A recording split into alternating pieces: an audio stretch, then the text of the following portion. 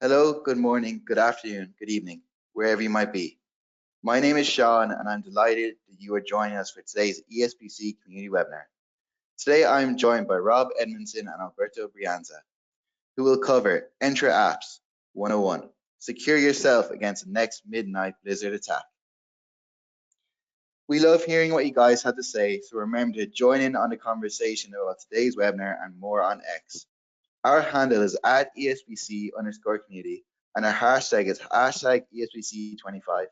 Tweet us, tag us, and tell us what you learned. Don't forget to check out our Learning Hub, which is updated daily with the latest blogs, ebooks, webinars, and how-to videos. You can access and view the Learning Hub by visiting our website, sharepointeurope.com, and clicking the Content tab at the top. Don't let the learning stop here. Continue to keep up and stay ahead by joining us for our next webinar, The Power of Governance, Enabling Adoption in a Low-Code World, with Michael Roth, MVP. This webinar will take place Monday, 27th of January, at 11 a.m. to 12 p.m. CET.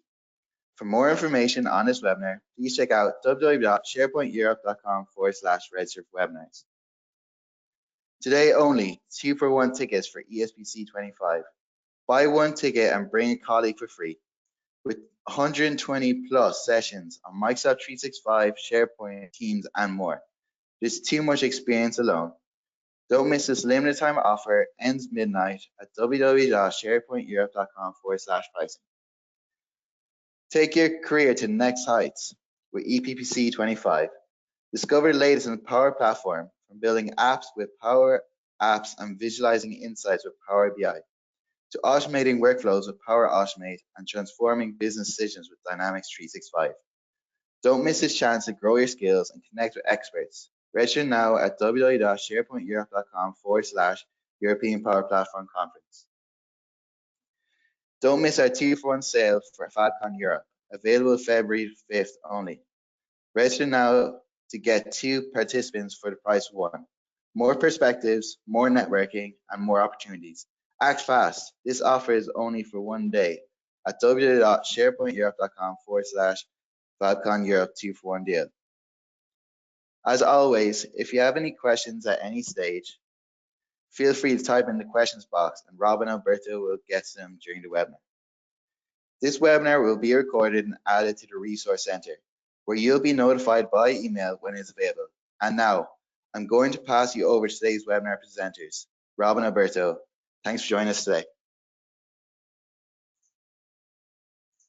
Thank you, Sean. Thanks, Sean. Excellent. So everything's being shared on the screen now, isn't it? Yeah, I can see your screen perfectly. Perfect. That's great. Okay, thanks, Sean, and thanks everybody for joining. We're really thrilled to be with you today.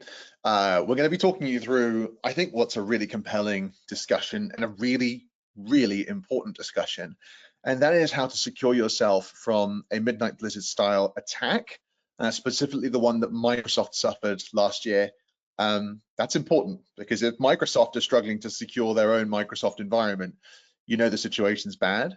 And today we're going to give you some really clear practical tips about how you can ensure it doesn't happen to you and your business. So as Sean just mentioned, my name is Rob Edmondson. I'm the Director of Product Marketing here at CoreView. And Alberto, I'll let you introduce yourself. Oh, I'm Alberto Brianza. I am Director of Product Management at CoreView. So together we represent the 2 sides of the coin. Alberto actually understands the technology in depth and builds the products, and my job is to build the go-to-market strategy and to scare him slightly with how we talk about it. So we're a good 2-man team with slightly different takes on the same stuff. So I hope you'll benefit from that today. We're going to give you some really useful practical tips today. So firstly, like I mentioned, this is an emerging attack vector.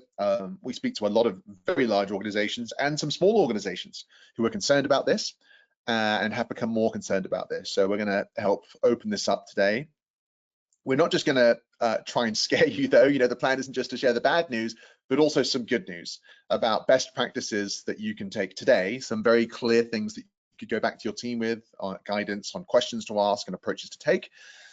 And then at the end, if you're thinking, well, actually, I want to go a step further, we have a free discovery scanner that you can use to get a sense of your own situation and to take action from there. So this will be a session where you'll come out of it better equipped to deal with a very big challenge. To start with, I actually just want to zoom out for a moment because it's very easy to just zoom in straight into this particular challenge. But what we're seeing with these attacks is part of a bigger story. It's part of a bigger story about how attacks on your Microsoft 365 environment have been changing over time. 2010 doesn't seem that long ago, and yet it's 15 years in the past, which is crazy to think. This is when Office 365 was launched. You'll remember everyone was pretty cloud skeptical. People were worried about hosting their emails in the cloud. And actually quite rightly, because there was a surge in email attacks in the years that followed the initial adoption of Office 365. A 300% increase in ransomware attacks had everybody thinking, my goodness, we really need to improve the security of this environment. In 2015 through 2016 and 2017, Microsoft pivoted and they basically said, look, we are going to become, to some extent, a security vendor. They started to build more and more security tools to complement the collaboration suite that they were building. And these eventually would get brought together under the Defender banner that you see today. So today we talk about Microsoft Defender. It seems like it's one thing, but really anybody who's been hands-on with this technology knows that that's a brand that's trying to unify potentially about 10 different tools, 10 different interfaces, 10 different types of security. Following this time, there was a surge in identity attacks. So the explosion in SaaS adoption meant that your ability to log in to an application was just a domain away. And this led to a lot of credential vulnerability and identity level attacks. And then in 2020, of course, there was the pandemic, which drove even more adoption. And actually, the adoption happened faster than governance and security would have wanted. And this, of course, then led to more security issues. And we all remember the numbers that were coming out at this time. There's also a surge in collaboration level attacks. So this is, not just sending malicious emails or trying to hack an identity. This is getting into your collaboration environments and causing issues in there as well. And now, by the time we get into 2025, there are over 500 million daily Entra ID users. This was previously Azure Active Directory, it's now Entra. That's incredible. Over 500 million daily users in this environment. So despite the security risks, we're using this more and more. And as we all know, if Microsoft 365 goes down, if it suffers an attack, if your environment is compromised, it basically impacts your entire business. This is not just a piece of technology that can frustrate you, like a keyboard or a printer.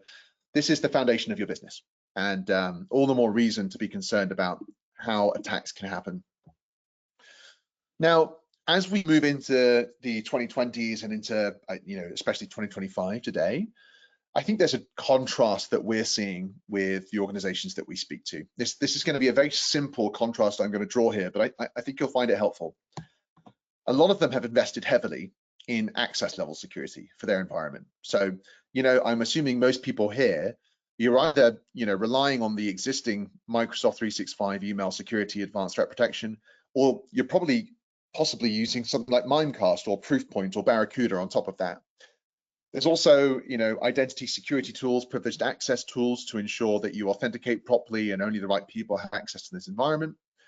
And then there's tools to control data going in and out of this environment as well. But a lot of these tools basically stop the bad stuff from getting in and the wrong stuff from coming out. What we're seeing is increasingly organizations we're speaking to want to invest in the tenant level.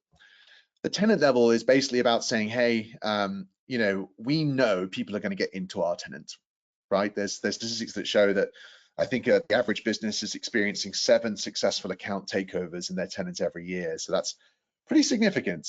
So when that happens, how easy is it for you to move through your tenant? This is where you want to have that collaboration level security. So your Teams and SharePoint environments are, being properly monitored for risks. Also configuration level security, so that if someone tries to change configuration so that they can move through your environment, you detect that. And what we're going to talk about today is probably one of the most underappreciated elements that can either allow someone to move through your tenant really quickly, as in like, just rapidly get the highest privileges, or slow them down so they can't do that. And that level is actually application level security. Now, when I say application level, we're not talking here about, AppSec and other tools you might have heard of. What we're talking about is Entra ID applications in your tenants. So the question is, why should you worry about Entra applications? Firstly, organizations can sometimes have thousands of these apps, and what these applications are doing is they connect directly to your Entra directory. So that's what this pink line here represents. You build an Entra app, and often, a lot of people can do this. There's often not that many restrictions on who can do it and exactly how they build it. And what that application does is it requests privileges. Now, at a fundamental level, most organizations have very limited visibility of these apps.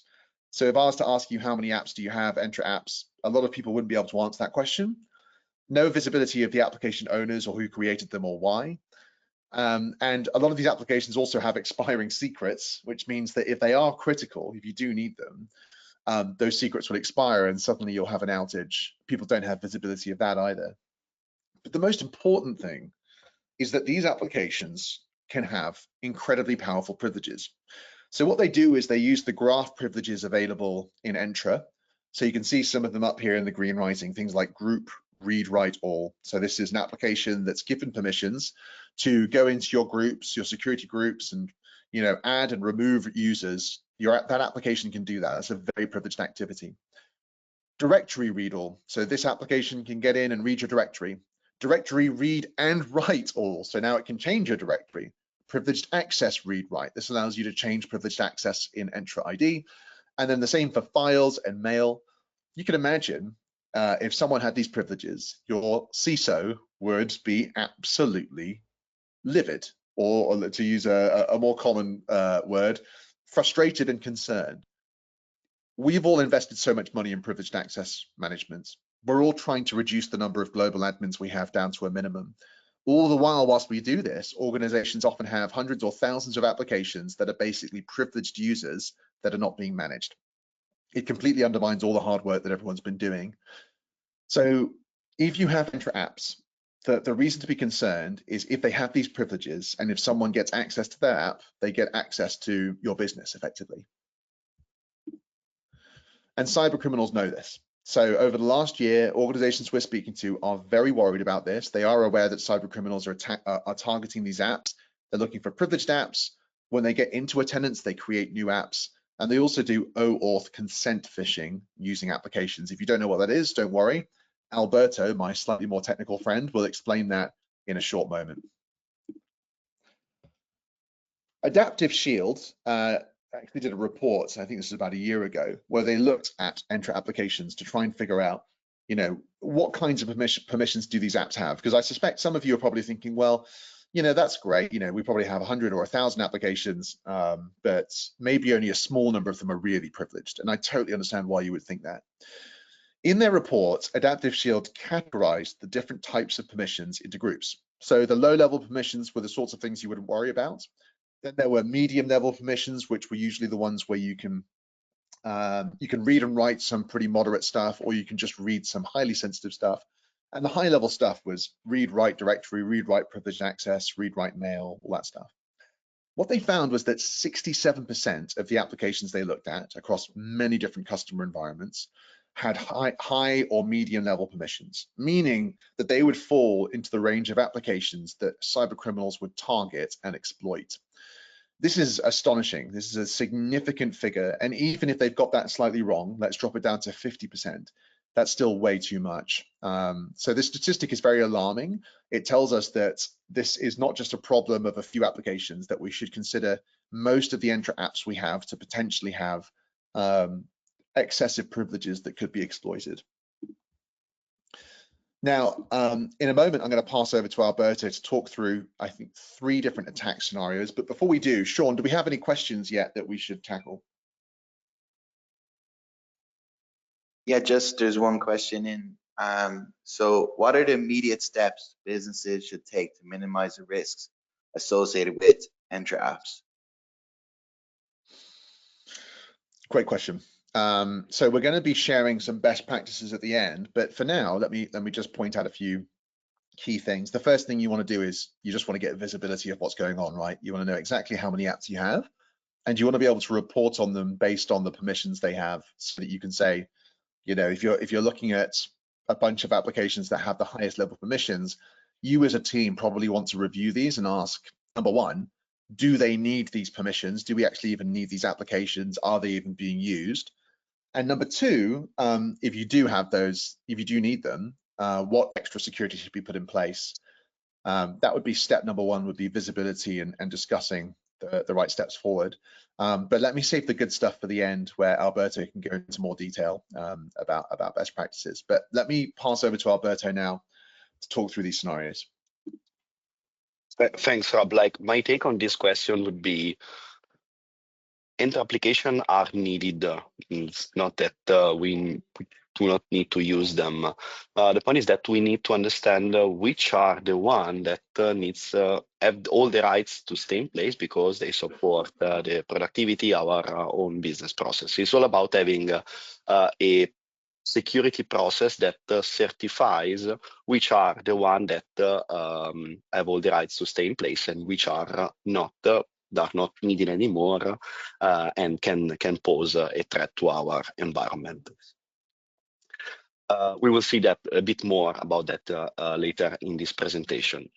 Anyway, now that we have we are all set on the basic definition and why we need to stay important, we need to stay vigilant when it comes to Entra application, I want to dive into three different attack scenarios. Of course, we're starting from the first one, which is the all-out consent phishing. So this type of attack starts by targeting a non-admin account. Often this is perceived as a less risky one, because this initial breach is achieved via phishing or exploiting a weak password or MFA not in place, and provide hackers a way into the tenant without triggering immediate alarms.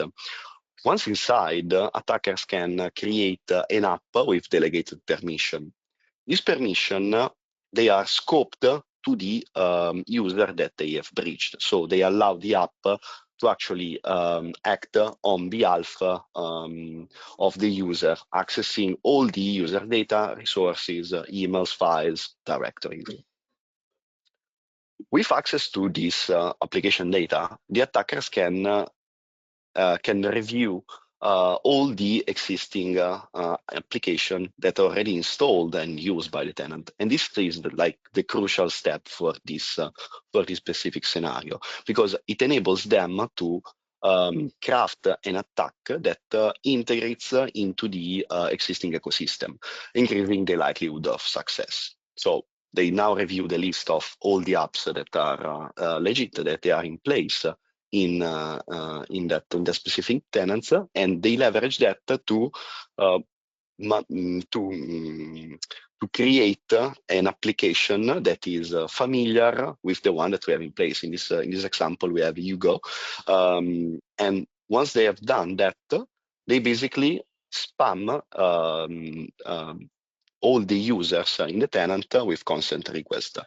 Even if few users accept that request, because it's going to look just like the same all the other applications that they provide consent to, the attackers at that point gain access to more and more users. Of course, this is not a admin takeover, so the scope of the application is really based on which are the users that grant consent to that application. But as I mentioned before, this is really an interesting way to scale from one single user takeover and being able to access to their his data only to more and more users.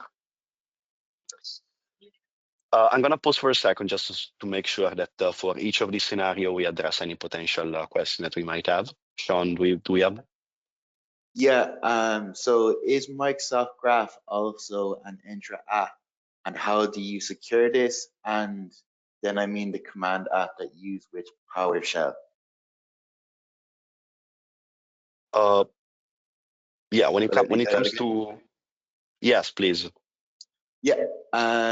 So is Microsoft Graph also an Entra app, and how do you secure this?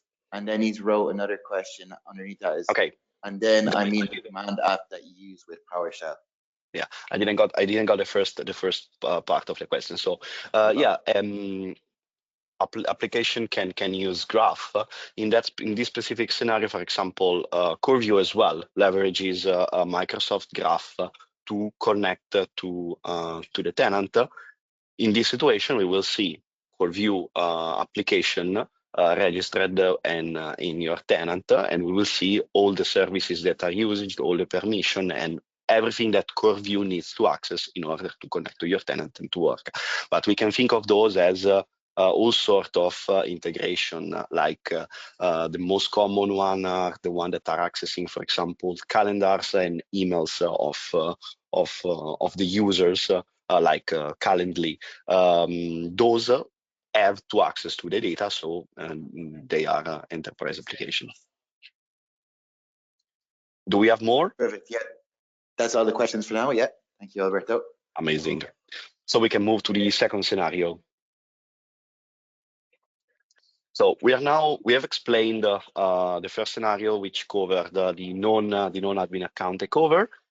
We now shift our focus to a different method, which is a perpetual attack on admin account. So the beginning part is really the same.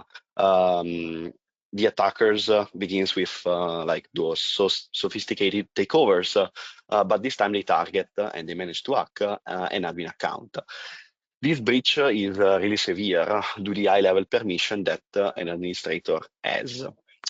Unlike the previous scenario, here the attacker immediately establish an high-privileged app, because as an admin, they can create application with the same level of admin rights that the administrator have.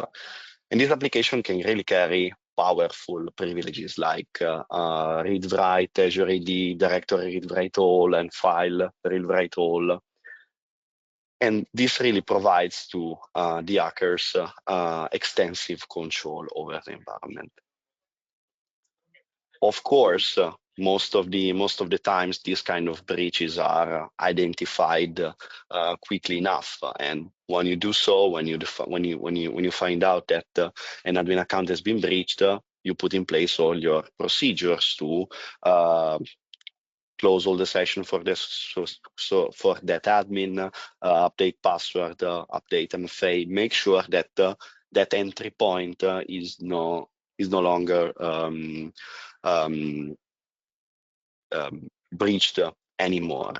And this is where Entra Apps can really provide a benefit to our hackers, because even if the initial breach is discovered and the attacker is therefore removed, cannot use that door anymore, the creation of this specific highly privileged app ensure a persistent backdoor. So they can log through the app instead of using like the credential of the user that they have breached.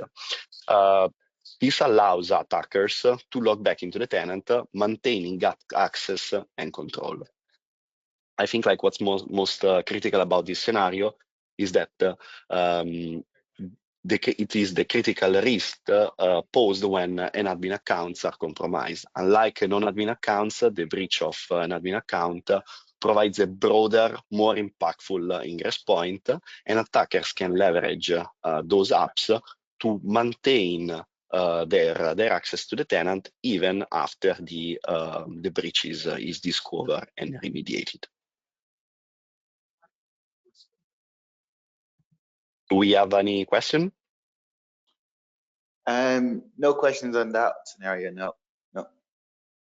Okay, great. So I think we can jump into the juicy part of this presentation. So while the first two attacks are really concerning, many might argue that are really less frequently successful in production environment, which we all know that we have security defaults, conditional access policies, VPNs, MFA.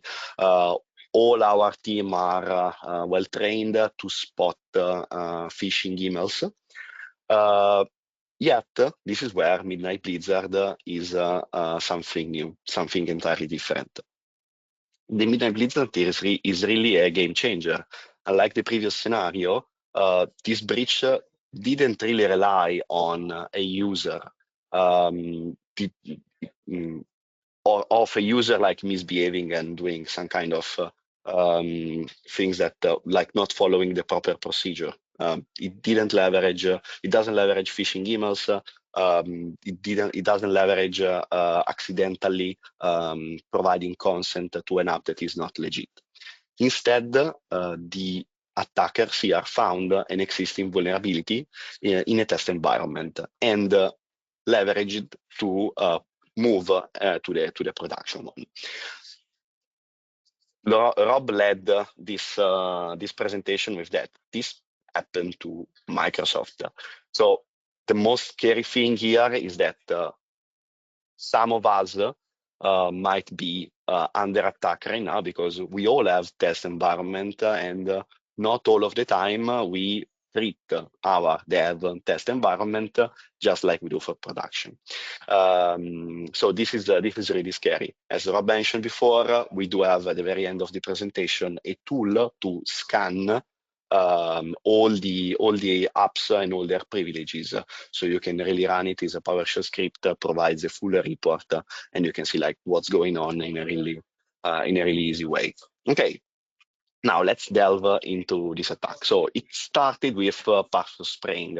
So the Midnight Blizzard hackers here found and gained access to a legacy test account into a legacy test tenant. At that point, they didn't know what they gained access to because it was just like a dev tenant. They weren't at that point sure that that was connected somehow or related or owned by someone at Microsoft. This is like where they gain the initial access to the tenant. After that, they identified a legacy OAuth app with a service principal that has been previously granted privileges in the corporate tenant by an admin. This means that this is really where the bridge between the two different tenants was on. The initial compromised Entra account allowed attackers to create new secrets and new certificates for the OAuth application. So they managed to create their own set of credentials to keep on accessing to that application. In the Microsoft statement, they said that legacy test OAuth application has elevated access to the Microsoft corporate environment. We are not sure about which permission specifically they are. It's most likely going to be something like read directory read write all or user read write directory. At that point, so they had admin rights in the Microsoft tenant. And within that corporate tenant, the first thing that they have done was create a new user with admin rights. This step was really pivotal because they made like a lateral movement from test to production. It is showing here already. They created more and more OAuth application, and the reason why they have done it is because to build the redundancy and have like many entry points one is discovered. But at this point, those applications that are created in the test environment cannot access to the corporate tenant. Rob, can you go through a couple of clicks? So they leverage they leverage the newly created admin user to grant full access as app consent to all of those applications. And this ends up allowing the hackers to gain access to all the tenant mailboxes and all the sensitive communication. The main key point here is that Midnight Blizzard happened without any interaction with corporate users. This relies entirely on a security breach in a test tenant. And given no one was, there wasn't a process to control and maintain, certify all the apps in the corporate tenant, that bridge was undetected. I have one last point that I want to make in the next slide, which is related to a survey we ran in the last month. And it's about that we found out that almost 20% of all the Entra Apps in our customer environment contain development related identifiers. They are named something like dev, test, QA, V1, old. And this really shows how much are overlooked enterprise application. We create them, we use it for a certain amount of time, and then they're left there. And no one is really actually making sure that they don't access, they don't have the high privileges, and they don't access like production data. Let me wrap up with the last three takeaways that we covered in the three main scenarios. The first one is that once compromised, malicious apps can really look like legitimate services, making them really difficult to detect among all the other application landscape, especially because we know that we have thousands and thousands of enterprise applications. This ability to blend in allows hackers to maintain prolonged access without raising any alarm. They really fly below the radar. The second one is about the redundancy. By developing multiple malicious apps, attackers ensure a backup access for them, and this redundancy even make it more hard to detect, and really complicates, makes really hard for the security team to detect and retain access from the hackers. Last point is related to test environment. Test environment are often overlooked, and they have excessive permission, and they may not follow strict security standards that we all have in our production environment. I'm going to pause the last time for questions, and then I'm going to pass it back to Rob. Yeah, perfect. So a bit of a tricky one. What emerging trends or threats should organizations anticipate concerning Entra Apps? I think like Entra Apps are the new vector to when it comes to security breaches. I think like this slide really shows the main vulnerabilities of an Entra App, and why we as an organization we need to have like a process in place to make sure that we review constantly at all time enterprise application, as we do for users, as we do for other resources that that have visibility or admin rights in our environment. It's said that like Microsoft states that we should have like each organization should have maximum 4 global admins. Which is not the case in many situations. This is even way worse, because we are not counting all the applications that have the same privileges, and I don't want to say no one, but it's really hard with the admin console to have like put together a process that makes sure that we are on top of what's going on with enterprise applications. I don't know if Rob, if you have a different take on this. No, I completely agree. And actually, some of the some of the trends we'll see in the next slide. So I can pick it up from there. Amazing. Yeah, that's all the questions so far. Thanks. Okay, great. Thanks, Sean. So yeah, as Alberto mentioned, that contrast with global admins and how we try and manage those so carefully. We try and manage our human identity accounts with such concern, but yet Entra applications have flown under the radar. And I think one of the big trends that we are seeing, I mean, we've literally seen this over the last year, is attackers are targeting those more and more. That's just a really easy attack vector for them. And I think one of the things we will definitely be seeing this year is compliance failure due to unmanaged Entra applications. You know, as audits happen, auditors are looking for excessive privileges. They start by looking at human identities, privileged access, but of course then applications and non-human access is becoming more and more of a concern.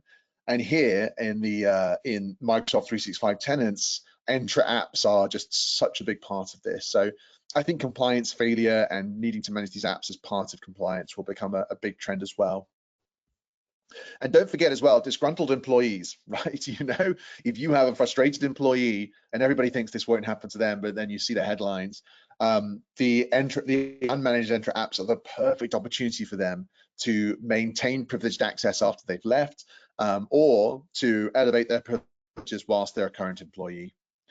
Now, we've focused a lot on the security, but I also just want to highlight when you start to manage Entra applications or when you're not managing them, there are operational implications as well. So one of the things we mentioned at the start was app outages. One of the big challenges we're hearing from people is we've actually got some really important applications. Yes, some of them aren't necessary, but some of them really are. And those applications, when their secrets expire or when their certificates expire, you can have outages that can really impact your business. You know, some of those applications are performing mission critical functions. On the other side, there are applications that aren't being used. And you know, I'm sure everybody here is familiar with Sprawl. And as you adopt Microsoft 365, you get more and more users, you get more and more SharePoint pages, Teams groups, more and more everything. And one of the things you get more and more of is applications. So you go from tens to hundreds to thousands of Entra apps, and there's no way to detect which ones are not being used, so you can deprovision them. And finally, even if you want to take action, the existing visibility in Entra is really poor. Given the scale of how important this challenge is, the visibility available in Entra is really substandard. It's actually quite concerning. And so what we hear people trying to do is they're trying to use PowerShell, Excel, Power BI to try and maintain some basic oversight, but this takes time. You know, when someone says, oh, can you create a report for me on X or Y? I'm sure many people on this call know that feeling of trying to do that and realizing just how much time it's going to take you, hours, days, in some cases weeks, to get proper visibility of an issue. So by not managing Entra apps and not having something really in place for this, there's a lot of operational costs that you're at risk of as well. So now let's get on to best practice and guidance. Someone at the start of the call was very much on the ball saying what's the best practices, what's the best approaches. Here are just some common sense principles that you could probably have written up now that you've listened to this talk. This is all straightforward. So if you are concerned about this, what I would do is I'd take a screenshot of this slide once I've finished the animation, and you can use this to basically say, let's just run through this exercise and see if we can answer these questions and perform these actions, because that's a really good place to start with. So number one is the discovery phase. Here are 6 questions. How many apps do you have that are connecting to Entra? What permissions are they using? Which applications are using delegated or application level permissions? So as Alberto mentioned in the first attack scenario, that's a really important distinction. The delegated permissions, just in case anyone here is not familiar with this, that just means your application has very constrained permissions, constrained to the user who created it. So it's much more limited. Application level permissions, way bigger. That's when your permissions are scaling out and really, are able to go across your organization. Which apps have read-write permissions? Which apps have expiring secrets and certificates? Which apps don't have owners? So these are some good starter questions to get a sense of what's going on. And then in terms of responding to this, firstly, you want to enforce some kind of continuous monitoring and reporting, whether that's just being done yourself or using a tool. just keeping up to date on your attack surface and knowing, when new applications are created and being able to review those, when new applications are being, consented in terms of permissions, third-party apps. These are all things you want to be alerted on, and you want to be able to say, do we want this? Is this okay? Especially, if an application with very high level permissions is being created, you want to get that alert, and you want to be able to just have a look at that straight away and say, look, should we just shut this down? So you want to be able to do that. Secondly, the continuous remediation. This is all part of it. When you realize what's going on, you've got to get in there and turn it off. You want to have some way of taking action straight away. And finally, just lifecycle management in general, that ability to detect when apps aren't being used, or to be able to run a process to review whether that application should continue to exist or continue to exist with its current level of permissions. Now, doing all of that is quite challenging. So we're actually happy to announce that we are releasing a smaller version of CoreView. This has just been released about a month ago, which enables you to manage Entra applications just as a standalone capability. So here you can see the CoreView Governance Center, and you can see CoreView does a bunch of stuff, right? Entra Apps, it helps you with Exchange, security and identity, SharePoint, OneDrive, Copilot, licenses, Teams, devices, even your configurations inside of your tenant. And there's a whole bunch of other stuff, but quite often people don't necessarily want to tackle all of this stuff at once. So if you're just concerned about Entra Apps, we've just built a capability which just focuses on this. And what it does is it comes with, I think, about 25 different out-of-the-box policies. What these policies do is they detect the biggest issues you're going to have. So it's a lot of the stuff we talked about: applications without owners, applications with powerful read-write permissions, all of these different things that you should be concerned about. CoreView will report on that, give you really clear reports that you can drill into, but it also alerts you and allows you to configure remediations. So here you can see CoreView showing you an application with powerful read-write directory permissions, and you can also configure remediations. So you can trigger, reports to be sent or build other capabilities on top of that to enable you to stay on top of the issue. So this product is now available, and that may be of interest to you, or you may actually just want to use our free tool just to get a sense of the problem. At the end of the day, guys, when we first realized this was a big issue, the Midnight Blizzard attack first happened, our CEO said, look, we release a free tool so people can, just start to get visibility of stuff. And we still have that, even though we've released a product, we still have the free tool. And if you're thinking to yourself, I'm really not in a place to start looking at a tool just yet, but I want to get a sense of the problem, please use this, and you can use that just to improve your current standing, and hopefully that'll be helpful. So that QR code will take you there, or you can just go to coreview.com and you'll be able to see both the Entra Apps products and the free tool as well. And with that, I think we can take some final questions from the audience. So does anybody have any questions, Sean? Yeah, perfect. So thank you, Rob and Alberto, for a great presentation. So now we'll get into questions and answers part. Should you wish to ask a question, please feel free to type in the questions box now. So just the next question there, guys, is how is CoreView working with Microsoft to strengthen Entra App security? It's a great question. So we have a strong relationship with Microsoft, and we actually work together quite a lot. When Microsoft work with their customers, they often have questions about security and automation that are kind of beyond what Microsoft can do. And so part of what they do is they recommend CoreView as a solution to their customers. That's really one of the most important ways that we work together to help. It's not so much that we advise Microsoft on what they should change, because there's 1,000 people complaining about what Microsoft does and doesn't do. We just build a solution, and we even work with Microsoft to ensure their customers, if they're speaking to them, know that there's a solution there. So that's that. And then we just want to build the best solution possible to help. Alberto, do you have anything to add on that? No, I think like your answer was spot on. What we can do is what we've been shared before. I think like the only part that we haven't covered, and ties back to my initial statement, which was I need something that helps me I need a process. I don't need a tool. The process is fine. I need a process in place that helps me distinguish which are the newly created apps that I need to review, which are the apps that have all the rights to stay there, and which are the one that I need to go and clean up. But if I do this exercise monthly, quarterly, every 6 months, the picture is just going to change like 5 minutes after I'm done. So this is where we really need something that not only helps me in the discovery phase, and I can take it from there, deleting service principal or marking that specific application and that service principal and those privileges as rightful, but something that pops up an alert every time that an app that I previously marked as rightful and changes its privileges to really show me like, okay, this app is now getting more consent or has escalated the permission because someone changed it on the admin center, or new user have been providing consent to that. Is it fine? Is it not fine? I want to discover that straight away. I don't want to discover it on the next audit that I run.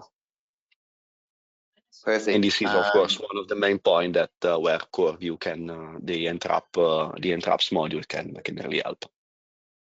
Amazing, Alberto. Someone just said the QR code wasn't working. I checked it as well, but you were saying to go into CoreView, the website, and it'll work there. Is it? That's a good point. Maybe it's timed out. Yeah. So if you go to coreview.com and then you go to resources and free tools, you'll actually see there's not just that free tool. There's 2 or 3 other free tools you can download, app permission scanners and other things like that. So maybe this is a bonus. There's actually even more free content there that you can use. Yeah. So just the next question there, guys, is your tool secure? It probably needs high permission level to scan all. It's a great question. Alberto, you're the product manager. I'll pass this one over to you. Yeah, so the free tool is definitely it's just like running a PowerShell script. So if you are an admin, you can do it, and you have control on the script. So you can assess that nothing shady is happening behind that. When it comes to CoreView, of course, we establish service principal, we establish service account, and a whole set of high privileges accounts. But we need it to connect to the Microsoft tenant properly. This is kind of an odd point, but on our side, we are first of all trusted by many big enterprises, and we have all the security compliance in place. So when it comes to SOC 2, ISO, we do all our homework on this side. Perfect. So just the next question there is, if an organization has never managed their Entra Apps, what's the first thing they should do after this webinar? I would say go to coreview.com because the QR code is not working. I'm sorry for that. Download the free tool, check it that we are not doing anything shady, which we aren't, and run that first export, so you can really start answering the first set of questions. Once we are done with that, you might see whether your environment is already under control. You don't have like an insane sprawl of application, and you don't have like many applications that you look at the name, you look at the owner, and say like, okay, I don't know what this app is doing and why it should be there. Once you are done with that, the idea would be to put together a process in place to have a periodic review and something that can continuously monitor your environment and talk to us. I would yes, also talk to us as well. Yeah, we're here to help. And I'd also just recommend this. Hopefully you have an existing privileged management kind of approach, right? So privileged access management, who is responsible for that in your organization? What is the process, the guide, the run book that you guys have for that? Just add Entra Apps to that process. Okay, so if you've got a process for managing human identities, privileged identities, just add in Entra Apps as an identity that needs to be managed as part of your ongoing reviews, governance, oversight. That's going to ensure that you don't just kick the ball down the field. You're going to make sure you keep coming back to this, and it becomes part of your existing review process. I think that's I would say everybody should do this, and I think that's very important as a step. Perfect. So I think that's all the questions, guys. So on behalf of ESPC community, we'd like to extend a big thank you to you again, Robert and Alberto, for taking time out today to carry this webinar. Really appreciate it. Thank you, Sean. So thanks, Sean. That's yeah, the thanks end everyone of, for joining. no worries, guys. Thank you again.